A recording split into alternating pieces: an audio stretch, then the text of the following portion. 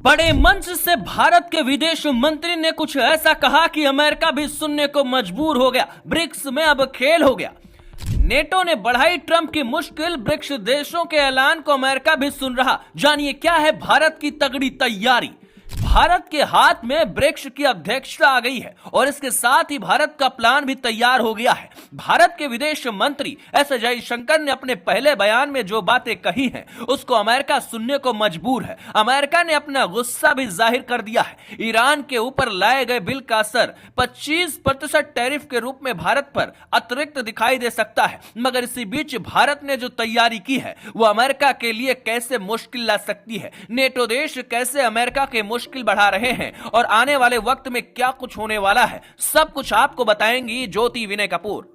नमस्कार, आपके साथ मैं हूं ज्योति विनय कपूर। तो दोस्तों, साल 2026 भारत के लिए ऐतिहासिक और रणनीतिक रूप से बेहद अहम होने जा रहा है।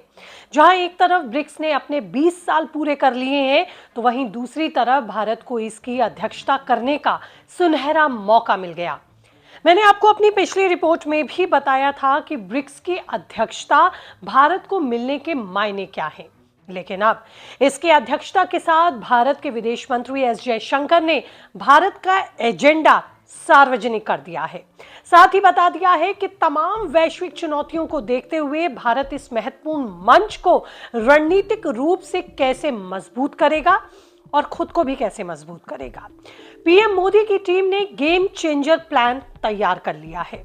विदेश मंत्री एस जयशंकर ने 13 जनवरी 2026 को ब्रिक्स मिनिस्ट्रियल मीटिंग में जो बयान दिया वो अमेरिका को सुनने को मजबूर कर रहा है। जयशंकर ने कहा कि ब्रिक्स अब ग्लोबल साउथ की आवाज बनेगा, लोकल करेंसी में ट्रेड करेगा और वैकल्पिक पेमेंट सिस्टम डेवलप करेगा। इस नए एजेंडे ने वॉशिंगटन में हलचल मचा दी है, क्योंकि ब्रिक्स अब डॉलर के वर्चस्व को सीधा चैलेंज कर रहा है। कैसे और क्यों इसकी जरूरत आन पड़ी है, ये समझिए। देखिए दोस्तों, ब्रिक्स की अध्यक्षता से भारत कैसे फायदा लेगा वो भी जानिए।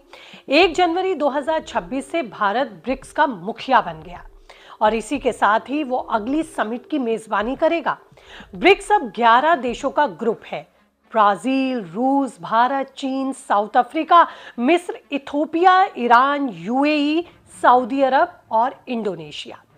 ये दुनिया की 45% आबादी और 28% जीडीपी के साथ साथ 42% तेल उत्पादन कंट्रोल करता है। भारत की अध्यक्षता में फोकस है इंक्लूसिव डेवलपमेंट पर, सस्टेनेबल ग्रोथ पर और डिजिटल गवर्नेंस के साथ साथ क्लाइमेट फाइनेंस पर। जयशंकर ने कहा कि ब्रिक्स अब डॉलर पर निर्भरता को कम करेगा, लोकल करेंसी में हम ट्रेड बढ़ाएंगे। जैसे भारत ने रूस से रुपए में तेल खरीदा। दोस्तों, यही वो बात है जो अमेरिका को हमेशा चुभती है, क्योंकि इससे डॉलर को सीधी चुनौती मिलती है और अमेरिका को भी महंगे कर्ज लेने पड़ते हैं, क्योंकि इससे उसकी अर्थव्यवस्था पर दबाव बनता है। इस बात की चर्चा भी गर्म है कि मौजूदा वैश्विक चुनौतियों और मांग को देखते हुए नई करेंसी ब्रिक्स लॉन्च करेगा। यही वजह है कि अमेरिका गुस्सा दिखाता नजर आ रहा है। अमेरिका की तरफ से कहा गया है कि ब्रिक्स की करेंसी प्लान रिडिकुलस है। साथ ही धमकी दी गई है कि अगर ब्रिक्स ने नई करेंसी लॉन्च की तो अमेरिका सख्त एक्शन लेगा। देखिए, ब्रिक्स में नई करेंसी आने से अमेरिका को सीधा नुकसान होगा। ब्रिक्स देश मिलकर गोल्ड बैक्स या फिर डिजिटल करेंसी लाएंगे, जैसे डिजिटल युआन या रुपया। इससे डॉलर को 58% ग्लोबल रिजर्व घटेगा। अमेरिका की अर्थव्यवस्था पर दबाव बढ़ेगा। पुतिन ने ब्रिक्स समिट में पहले ही कहा था कि डॉलर की हेगमोनी को हम खत्म करेंगे। दोस्तों, ब्रिक्स देश अमेरिका की मुश्किल कैसे बढ़ा सकते हैं, या ये कहूं कि अमेरिका इन्हें अपने लिए परेशानी क्यों मानता है, क्योंकि ब्रिक्स देश तेल ट्रेड लोकल करेंसी में करने की ही बात कर रहे हैं। जैसे भारत रूस से रुपए में, चीन ब्राजील युआन में। सऊदी अरब भी ब्रिक्स में शामिल होकर डॉलर में ऑयल ट्रेड कम कर रहा है। यह अमेरिका के लिए खतरा है, क्योंकि 88% ग्लोबल ऑयल ट्रेड डॉलर में होता है।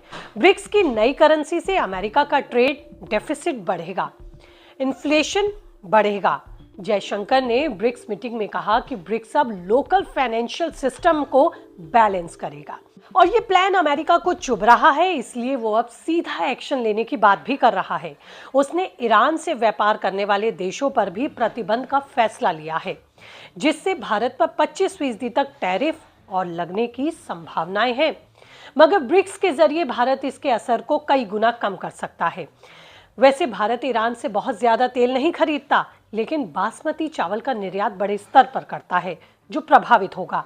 लेकिन अगर एक बार फिर वैकल्पिक रास्तों को या जरियों को तैयार कर मजबूत किया गया तो भारत को लॉन्ग टर्म में नुकसान कम उठाना पड़ेगा, ऐसा एक्सपर्ट्स मानते हैं। दोस्तों, मौजूदा वैश्विक राजनीति में अमेरिका के सामने चुनौतियां लगातार बढ़ रही हैं। एक तरफ ब्रिक्स अमेरिका के लिए रणनीतिक रूप से सिरदर्द बनता जा रहा है, तो वहीं दूसरी ओर नाटो के सहयोगी देश भी डोनाल्ड ट्रंप की नीतियों पर सवाल खड़े कर रहे हैं। नाटो देशों का साफ संदेश है कि जल्दबाजी और एक तरफा फैसले वैश्विक स्थिरता को नुकसान पहुंचा सकते हैं, लेकिन अमेरिका अपनी जिद पर अड़ा है, जिसका सीधा असर होता हुआ भी दिखाई दे रहा है। नाटो के भीतर ही मतभेद गहरा रहे हैं। कई देश अब अपनी अलग रणनीति पर काम कर रहे हैं, जिससे पश्चिमी देशों की एकजुटता कमजोर पड़ रही है। यही हालात ब्रिक्स को और मजबूत बना रहे हैं। ब्रिक्स की बढ़ती आर्थिक और कूटनीतिक ताकत को देखकर पश्चिमी देश भी हैरान हैं। ये साफ संकेत है कि दुनिया तेजी से मल्टीपोलर वर्ल्ड ऑर्डर की ओर बढ़ रही है, जो ब्रिक्स का भी मकसद है, जहां सिर्फ एक देश या एक मुद्रा का दबदबा नहीं होगा। इस बीच भारत के विदेश मंत्री डॉक्टर एस जयशंकर ने खुलकर कहा कि ब्रिक्स भविष्य में और अधिक प्रभावशाली भूमिका निभाएगा।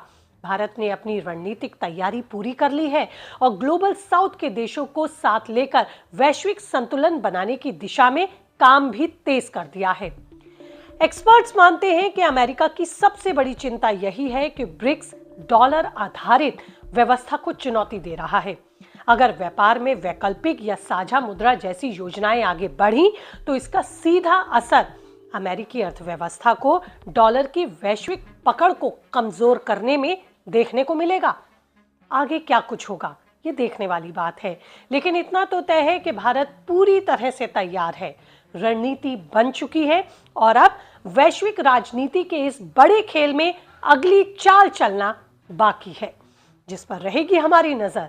दूंगी आपको हर अपडेट, लेकिन इसके लिए कीजिए चैनल को सब्सक्राइब। नमस्ते।